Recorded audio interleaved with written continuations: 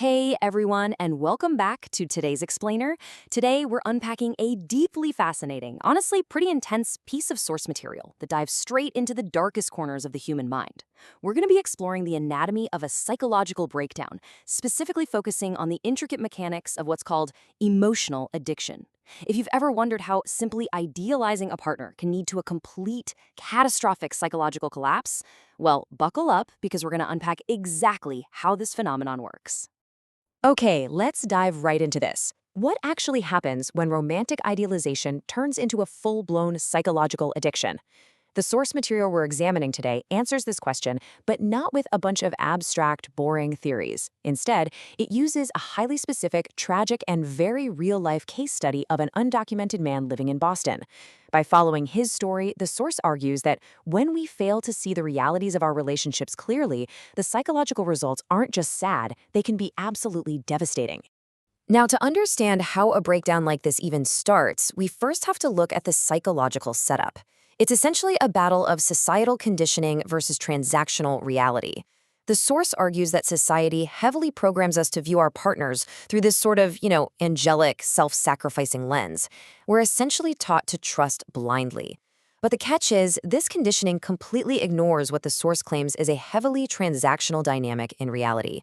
So basically, it sets completely trusting individuals up for a catastrophic fall the second that illusion breaks. To really explain this transactional reality, the source actually draws directly from Robert Greene's famous book, The 48 Laws of Power, specifically Laws 2 and 3. So Law 2 states, never put too much trust in friends, or, applied in this context, your romantic partners. And Law 3 dictates that you should always conceal your intentions. The argument here is that while one partner might be operating entirely with blind trust and total vulnerability, the other partner might be actively applying these laws, strategically hiding their true motives while they secure their own interests. So, the crucial point is, how exactly does this kind of power dynamic lead to an emotional addiction? Well, our source defines emotional addiction not just as loving someone deeply. It's way darker than that. It's a severe state of psychological dependency that is actively engineered through manipulation. Because of that societal idealization we talked about earlier, the trusting partner is completely blind to those hidden motives. The source uses the super vivid, jarring metaphor for it. They compare it to standing in the middle of a road and being hit blindly by a speeding truck. You literally do not see the impact coming until it has already destroyed you. All right, let's see how the source grounds these psychological theories into a very real timeline. Let's look at this specific case study, the Boston arrangement. Our subject is a 34-year-old Moroccan man. He's been living undocumented in Boston for 12 years, completely isolated from his family back home. So driven by total trust in this creeping emotional addiction, he hands his partner $15,000. The agreed plan? She's going to use his money to arrange a green card marriage with a Latino man, get her legal papers, and then, of course, come right back to marry him. But months later, the devastating aftermath hits. Because once her legal status is fully secured, she completely abandons the undocumented Boston man, takes his money, and just walks away. Now, to explain the mechanics of why she bolted so abruptly, the source introduces a concept known as Briffault's law, which is often tied to the theory of hypergamy. According to the theory presented here, a relationship is maintained only as long as the female partner derives a direct benefit from it, essentially constantly seeking to elevate her status. So applying this dynamic back to her Boston case study, the source claims that the exact moment the woman secured her legal papers, she immediately viewed the undocumented man as beneath her. The transaction was complete, the benefit was totally extracted, and under this specific framework, her departure was an entirely predictable psychological outcome. Which brings us directly to the terrifying fallout, the psychological collapse. When this undocumented man finally woke up to the sheer scale of the betrayal and realized his $15,000 was just gone, he didn't just experience standard heartbreak. Actually, heartbreak doesn't even begin to cover it. The source describes a complete mental breakdown. They call it a total 190-degree shift in his personality. He completely lost his grip on reality. Friends noted that he just stopped communicating altogether, eventually leaving his room and aimlessly wandering the streets of Boston, completely disconnected from the world around him. The emotional addiction had been violently severed, and the result was a total cognitive collapse. And this collapse reaches its absolute boiling point during what the source calls the Friday incident. This took place right during traditional prayer time, which honestly provides this stark, eerie contrast to the chaos that was unfolding.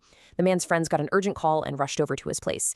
They arrived to find a massive, alarming scene. The police had locked down the entire area, an ambulance was already standing by. That silent, wandering mental breakdown had suddenly escalated into a desperate, highly visible life or death situation.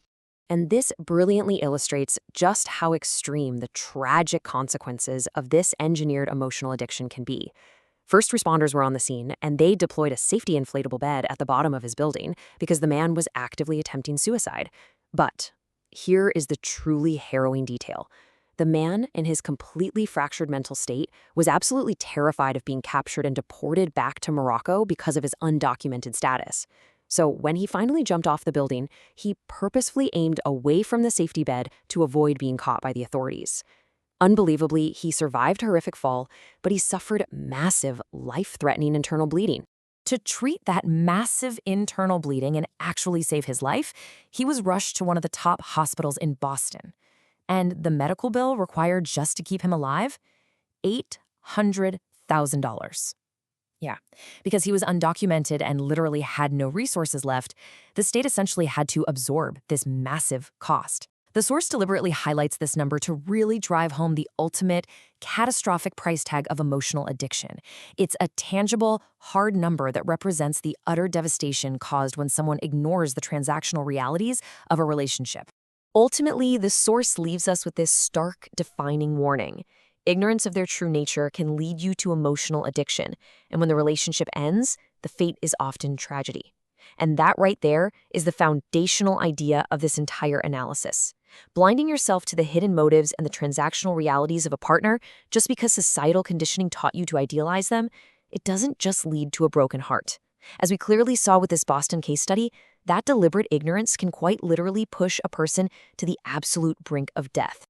Which leaves all of us with a pretty heavy, critical question to reflect on. Are you seeing your partner for who they truly are, or for who society programmed you to see? The source really challenges the viewer here to strip away those angelic filters and objectively analyze the mechanics of trust, intention, and vulnerability in our own lives. Whether you fully agree with these specific theories or not, it definitely forces us to reevaluate how we approach trust, the massive risks of idealization, and the very real dangers of emotional addiction. Thank you so much for joining me to explore this fascinating explainer, and I'll catch you guys in the next one.